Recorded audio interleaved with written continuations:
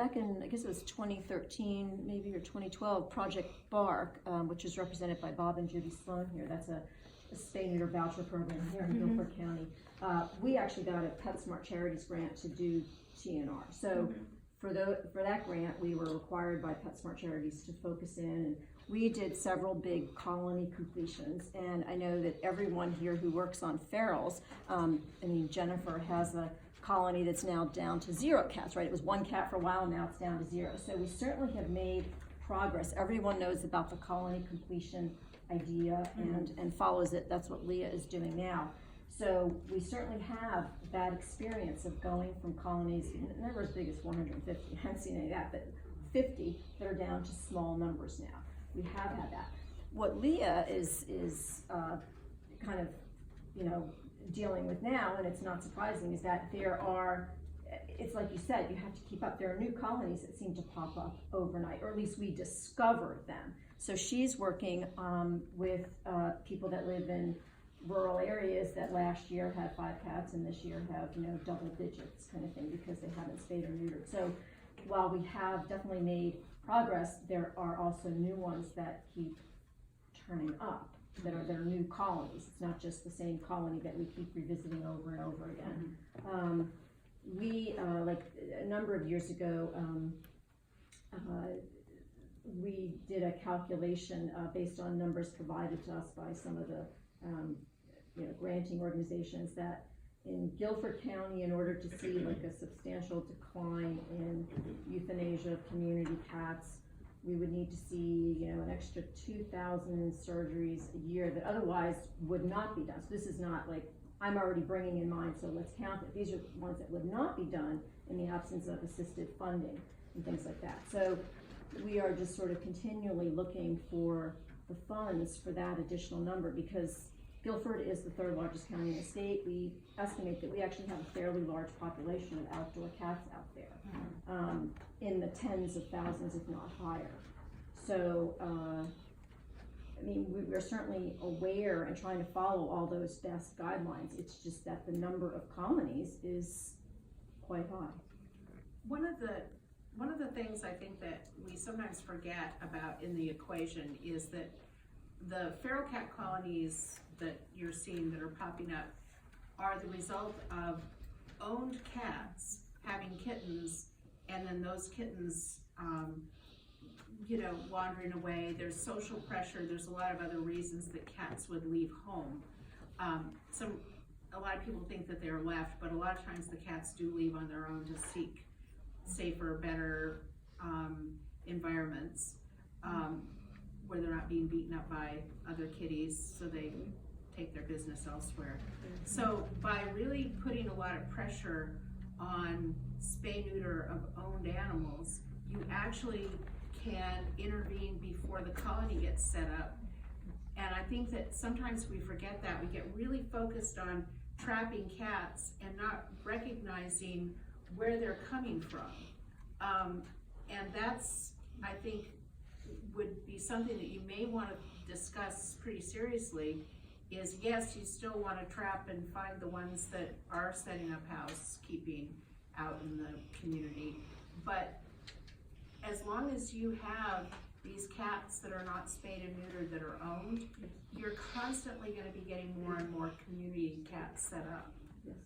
So that, you know, that you've got the farm team seeding, you know, the big leagues of the feral cats. They're not just coming from other community cat colonies. Yes, and I think that we all have that experience that, and Leah certainly is dealing with that, because I was asking her, like, are these stray cats? She says, yeah, most of them technically are owned, they're just a lot of them.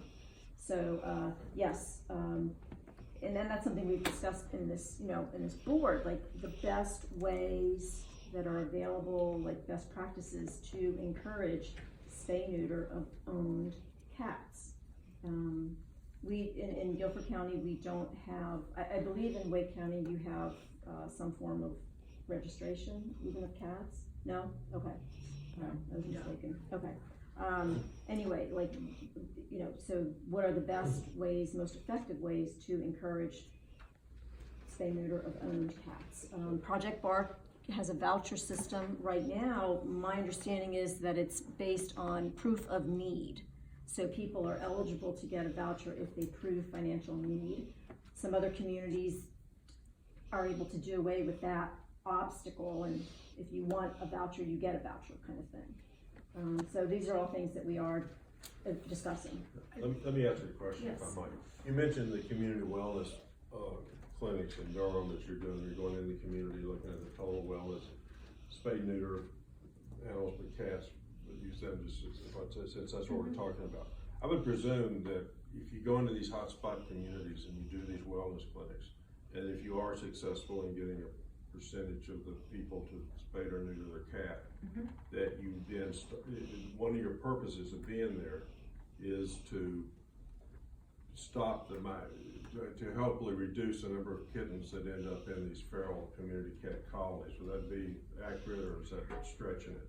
We actually have two goals, well, three, probably four. So we're ultimately concerned about the welfare of the animals. We're concerned about the welfare of their pet owners, so that they have, we want to maintain the human-animal bond. A lot of these are senior citizens or people with disabilities that make it difficult for them to hold jobs, and so they're home a lot with the pet. Sometimes the pet is their only companion and their only reason for getting up in the morning. So we're concerned about that. We're also concerned about these cats showing up at the animal shelter, and that there be more cats than we have people coming to adopt, and so that impacts the euthanasia. We don't want to be euthanizing cats, and we don't want these cats or dogs to be having offspring that are then turned into the community. What's fascinating to me is that there's a very different attitude to cat ownership than there is to dog ownership.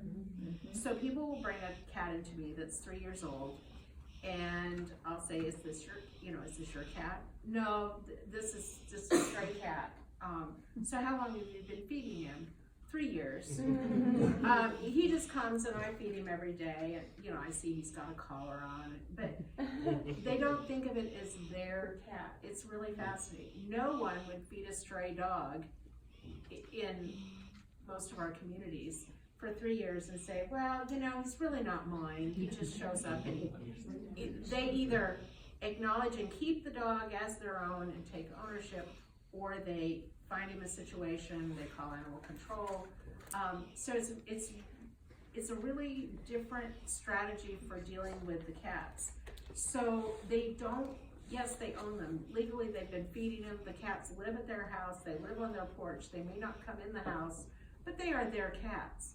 But their feeling is that these are just stray cats, and thus she's laughing at me. You've heard this? It's so true. Yeah, the 12-year-old stray cat that's been at my house for the last 11 years. And they don't feel quite the same responsibility to get that animal altered as they do maybe something that they view as owned. And that makes it a little challenging in one respect, but in the other, if you offer to spay and neuter them for them, and get them vaccinated, and say, but I can't abandon them in your backyard again, will you agree to take ownership and feed? Well, sure, if they're spayed and neutered and not having kittens. So we have made a lot of converts that way, so that they went from feeding the stray cat for 3 years to now owning it. We also did something that was rather interesting in Montgomery County. We had a local guy who put up $500, and we said, we're going to try this. And I can't remember what the actual name of it was. I know you're recording this, so it sounds a little strange, but we called it Greenbacks for Gonads. And so if you brought us a tomcat on this weekend for us to neuter, we would give you a brand new $5 bill. And we did 107, I think we did 117, 116 tomcats. I have to go back and look at the numbers. We had to come up with 17 cats worth of $5 donations for everybody to make up the difference. We wanted to get those guys done. So there are kind of fun ways to bring the pet overpopulation, the cat challenges, and make people aware of it. And you know, you can actually make some progress if you get 117 tomcats in one little area. We would have loved to have been able to do the same number of girls at the same time, but we didn't. But it was kind of a one-off deal. But so there's some clever ways to bring attention to the issue. But I think the best way, in my experience, has been to really go right down at the community level. And that goes for funding as well. The best programs that I'm aware of for success have been funded within the community.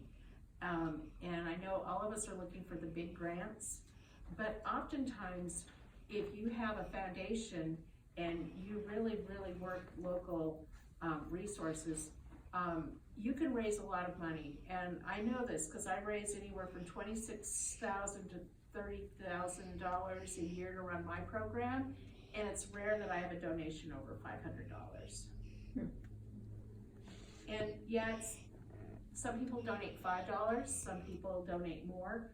But if you have a lot of people interested that are, you know, working the streets to get small donations, it's amazing what you can do on behalf of cats and dogs, for that matter.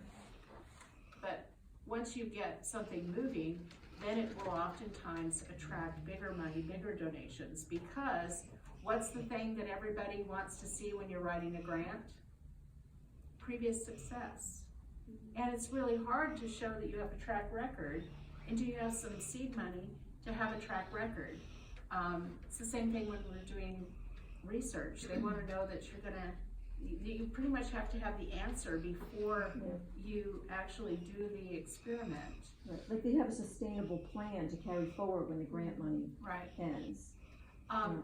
So one of the recent, we are also doing research about the welfare of trapped cats, because we all know it's really, really stressful for them. And we just recently published a paper that I had been using it for several years, and unfortunately our behavior resident was excited about validating it, but using a drug called gabapentin with cats that are trapped to reduce their stress level in the traps. We actually administered known doses to the cats, but so we could, you know, actually prove the that it is helpful in reducing their stress levels. But we are now mixing it into the food. It's very palatable. The cats don't care, and so that all the traps that we're working with in some areas are now baited with food that has gabapentin in it. So all of these cats, not only are we ensuring that they're getting spayed and neutered, but we're ensuring that it's done very humanely, because it's terrifying for cats. And I know that there are some animal welfare advocates that are very concerned about cats that are held in traps for long periods of time, and I have real concerns about that too. We try to minimize the amount of time that these cats are held in traps, and that we reduce the stress level for the cats. Even when we're working with the cats in our hands, the students are, they're moving carefully, they're going slowly, they're trying not to, keeping these cats covered. So I think that we're also advancing the welfare of these cats. It's not just about the numbers, but also about treating them humanely when they are in our hands. And that's kind of a new thing. It used to be just kind of pretty Western. I come from the West, so I can say that. But now we're trying to make sure that we're not only getting the numbers done, but that we're doing it in a way that's humane for the cats.